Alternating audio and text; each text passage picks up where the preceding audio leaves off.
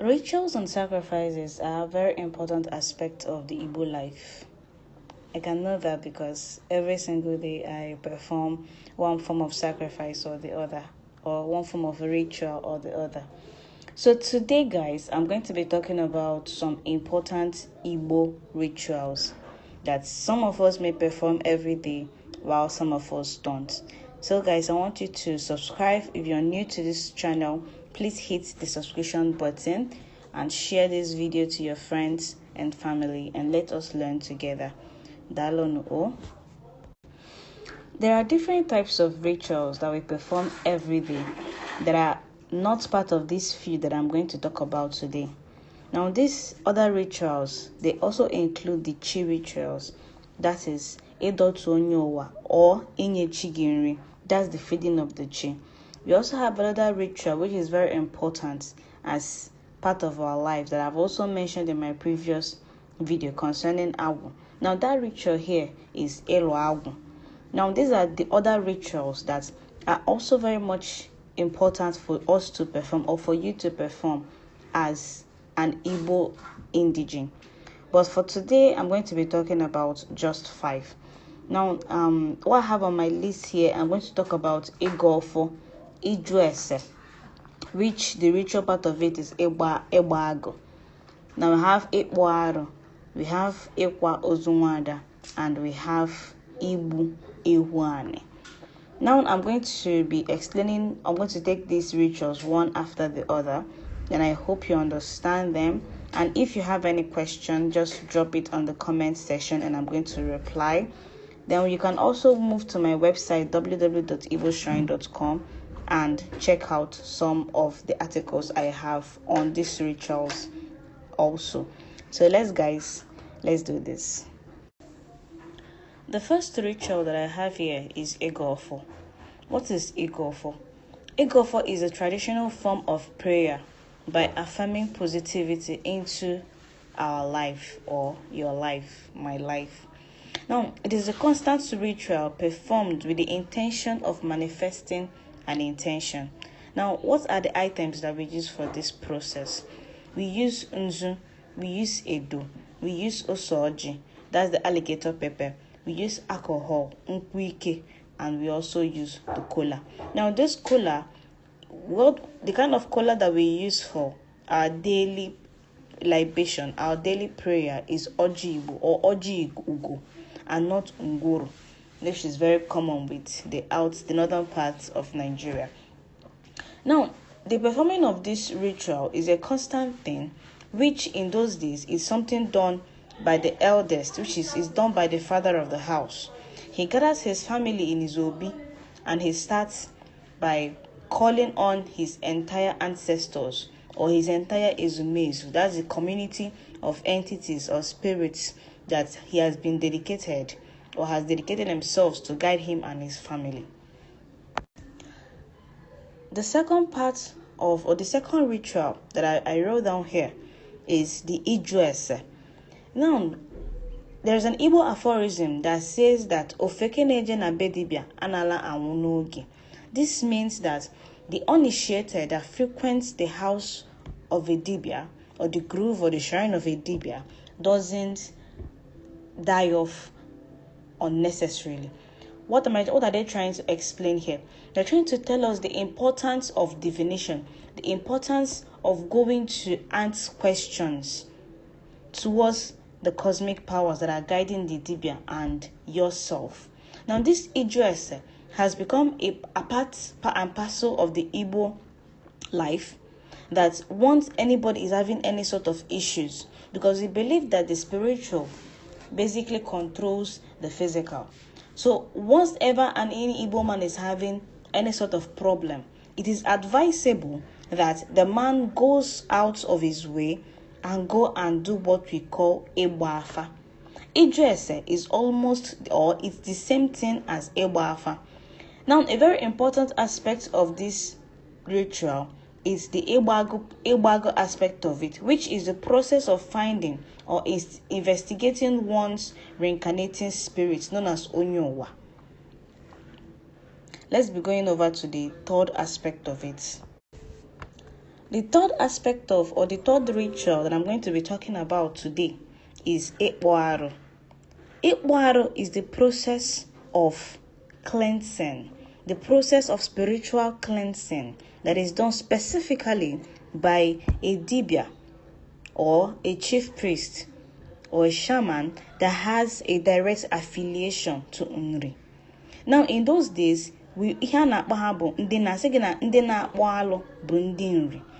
that the only people that have the mandate from Chukwu Okike or from the source to be able to carry out this particular ritual are people or dibias or spiritualists that have affiliation to Nri. Now, what do we refer to as Aro? Aro here is what the Englishman would refer to as an abomination. Now, in our own community, what my own community considers as an abomination can be different from what another person's community considers as an abomination. But on the borderline, there is a general view of what the whole Igbo land consider or refer to as Aro. Now, this communal Aro now are things you have to investigate yourself and find out what your community refer to as Aro. But on the general perspective, what the whole entire Igbo believe that all refer to as Aro are things concerning family sexual relationship. That's incest. We also consider abortions or murder. We also consider it as abomination. Sleeping with your father's wife is also considered an abomination. So guys, if you want to know more about this Ekpo or Aro, you have to investigate either from your community, because for instance, some communities do not eat a certain kind of animal, another community eats that kind of animal. Now, somebody from that other kind of community will kind of experience what I refer to as culture shock once he or she goes to that community and find them eating that kind of animal. So these things is things you have to investigate community by community. But then on a borderline, there is a general perspective about what we refer to as Aro. Let's look at Ikwozu Nwada. Ikwozu Nwada is a funeral process that is done or performed for every female member of any family. Now, before colonizations, we believe that what we refer to as marriage, we call it Ijedi. They will tell you that one in Eje Ijedi. Now, what this means is that onye nwele ije nwelona. At the end of your journey, at the end of your life in your husband's house as a woman, they're expected to bury you in your father's house. That's why they call it Ijedi. Mwani Ijedi. Now, because of colonization and westernization and Christianization, what has happened is that women are no longer buried in their father's house, but they are now buried in their husband's house. But they've now had a symbolic interpretation of this particular ritual. And what do they now do? At the end of the burial ceremony, the husband's family would offer a goat or a female cow, munyewu, or newu, to the family of the woman, and they go back to the family and they share it amongst the Omonna. Then this is what we call Ikwozu Nwada. Now there could be other aspects of this ritual again, which also is done just basically in just is a communal thing. In the name where I come from, when a woman is being buried, she's being buried not just in her husband's house, but she's also buried in her father's house. And at the end of the ceremony, they are going to bring down the properties like the clothes she used, the pot she used to cook for her husband. They would bring it back to the family and take her picture and hang it on a family wall, probably a family that has an obi. They hang her picture within the family's obi. Now, what this thing is trying to say, in case of tomorrow, and they're trying to trace like a genealogy in that family, this is how they can be able to tell people, this is this person, she married from this part of the world. And this is just trying to like tell people that we do not forget our own. This is the relevance of this particular ritual, Ikwozu Nwada. Now we're going to be heading over to the most important ritual, which has actually led to a lot of downfall from both men and women. That's Igbo Ewan.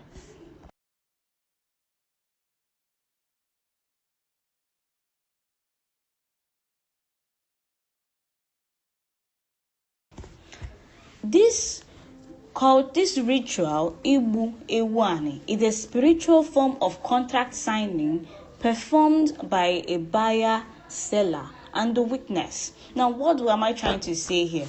Before we now had a formal law, the constitution and the rest of it, our ancestors had a way of signing contracts. It's not just enough to say this person bought this land or anything, but they have to have a way to signify that there is a formal transaction that happened in an exchange of landed properties.